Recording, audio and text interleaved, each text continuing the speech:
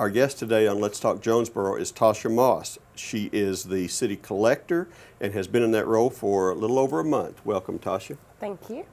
Tell us how things are going in the city collector's office these days. It's great. But you don't have your old partner around anymore. She still comes to visit. She misses us. We're talking about Becky Sharp, who served in that role for 30 years, I believe. 38. 38 years. So you inherited a job, and you worked with her for 7 or so.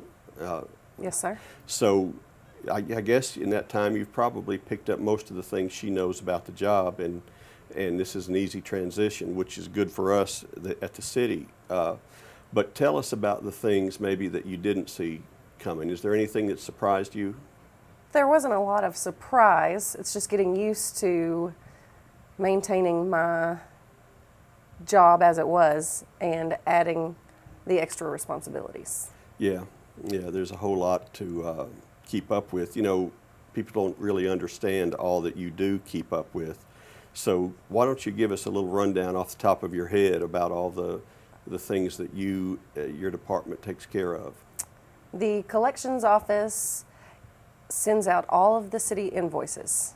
Anytime a resident or business owes the city money for services, the invoice comes from our office. We have to generate the invoice and mail it out. We collect all the revenue for the city. Every money that comes into the city comes through our office. And we create all of the privilege licenses for all of the businesses in Jonesboro. And I would assume that your job is business heavy, that most of your business is with businesses. Yes, sir. Is that an accurate assumption? Yes, sir. Okay. So if I'm a private citizen who is a resident of Jonesboro, what type of things might I be paying for? You could call our office or come into our office to purchase a second trash container, recycle bins. Right. We also collect the payment for cemetery plots. If you need to purchase a cemetery plot with one of the city cemeteries. Okay. So there's not a whole lot of private things that you can do other than the sanitation stuff that we provide for the city, because we don't provide water. We have CWL for water and electricity. Right. And we don't provide that type of thing with the city. But right. So that's but that still keeps you hopping, because you've got business licenses and so over many 3,000 business licenses. 3,000. And I guess everybody is eager to come pay, right? Yes, sir. Yes, sir. We don't have to call and collect payments from anyone. That's great. That's great. Keep it up, Jonesboro. Now, a new ordinance has been passed recently by the City Council that is charging fees for Airbnbs. It's called short-term rentals. Short-term rentals, yes, sir. All right. So tell me what this means. If you are renting out a space in your home, whether it be an entire dwelling or just a room, then think Airbnb. Go ahead. Then you have to come and obtain a privilege license to do so, because it is technically a business that you're operating. So, what's it cost? The fees are different. It's based on the number of units that you rent out. For example, it'll go from 1 unit to 9 units is one price, and then 10 to 19, and so on. Okay.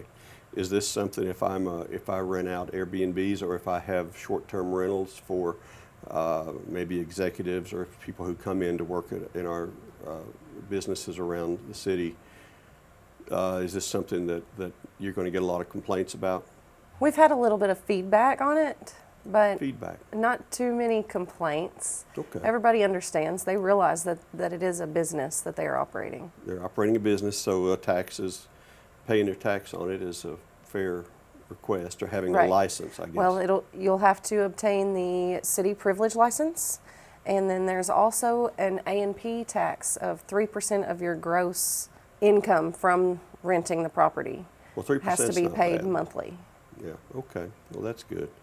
But, you know, there are a lot of ways that cities are dealing with this, and I've been reading in the news about cities that are totally blackballing it or making it illegal to do short-term rentals. So I'm glad that Jonesboro has found a reasonable solution. Right. And the execution of it is your job.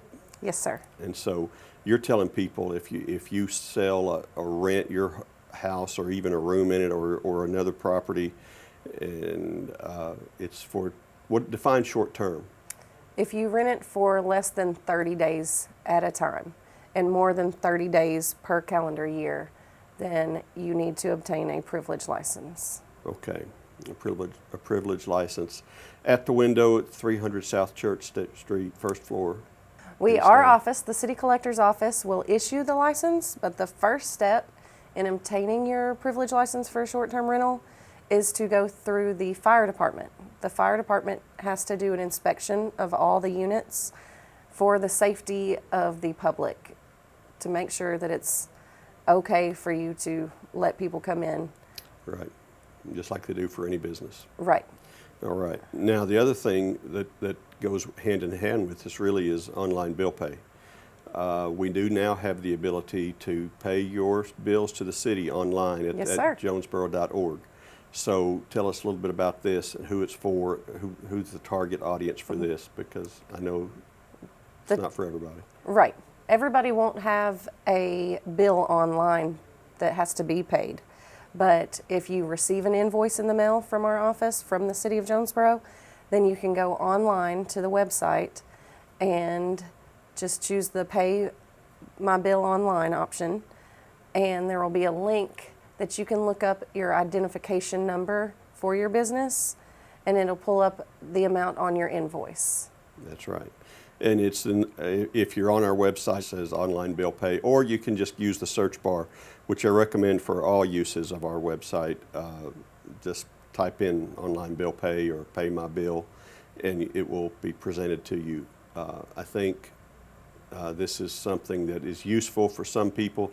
They do need to understand there's a 3% fee associated with it. If you use a credit card, they accept all credit cards. Okay. If you use a credit card, then the company charges a 3% plus $1 fee for the transaction.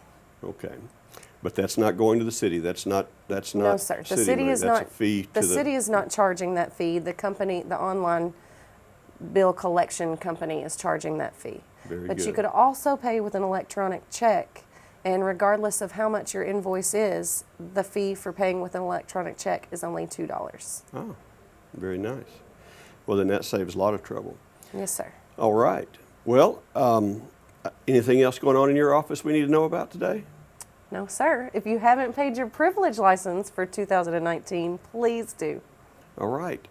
She's the city collector. She's Tosha Moss, and it's been a pleasure to have you on our show, Tosha. Yes, sir. Thank you. Thank you.